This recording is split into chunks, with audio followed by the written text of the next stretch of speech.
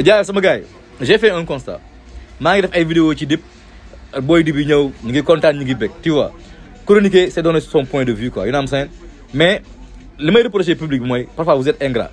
tey jii boo waxee ci Ngaaka Blindé ñu ne Ngaaka da la may xar da la jënd tu vois c'est fil waa Dip di mer tey nga wax ci Dip public Ngaaka naan non c'est Ngaaka saa waay